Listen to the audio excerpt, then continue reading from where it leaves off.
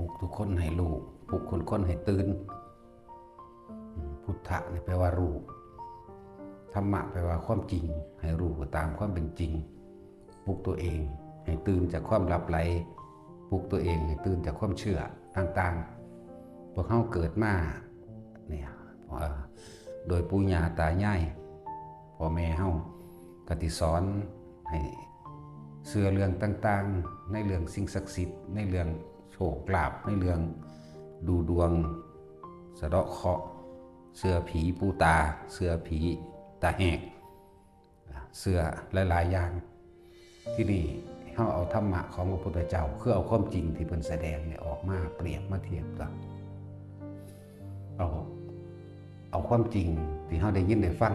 กับประสบการณ์เขาเองบวกกันมาเทียบเบิ่งว่าผีปูตาหรือว่าศาลเจ้าพ่อเจ้าแม่หลายๆอย่างนั่นแหละเอามาเทียบเอาเองเวลาเขาเจ็บไข้ได้ป่วยจังซี่ไปเอาน้ำผีนั่นผีนี่จังซี่เขาเศร้าจริงอยู่บ่หายจริงบ่บ่ได้หายด้วยความจริงมันนั่นนะเวลา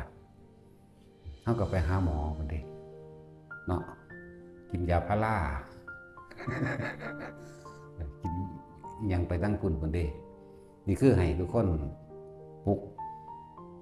ตัวเองให้ตื่นจากความเชื่อแล้วหันมาสู่ความจริงจึงเรียกว่าให้ทุกคนมันมีพุทธธรรมในตัวเองหมดแต่ว่ามันถูกกบเกลื่อนเอาไว้โดยความเชื่อ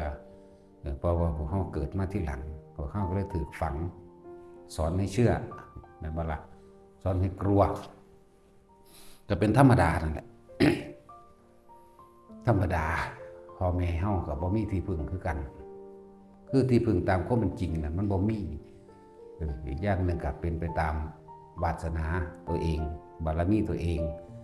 ที่บ่ได้เข้าใกล้พระอริยะเจ้านำนั่นบ่ล่ะส่วนพวกเขาเจ้าได้อยู่ใกล้พระอริยะเจ้ามาตลอดเขาเจ้าสิก็เลยได้ถึงธรรมง่ายถึงความจริงง่ายปฏิบัติก็เลยง่ายบรรลุง่ายพวกเฮานี่สุภาษิละความเห็นความเชื่ออย่างต่างๆได้มันพอแห้งเด็กบางคนก็ยังมาเทียบมาเถียงเฮาอยู่เนาะเทียบบัดเขาไปขอน้ำมันพญานาคมันหันคือได้สัตว์เพราะเขาน่ะดีจะมาถามเรื่องบ่ได้ฟังอยู่บัดนี่ต้มกินเบิด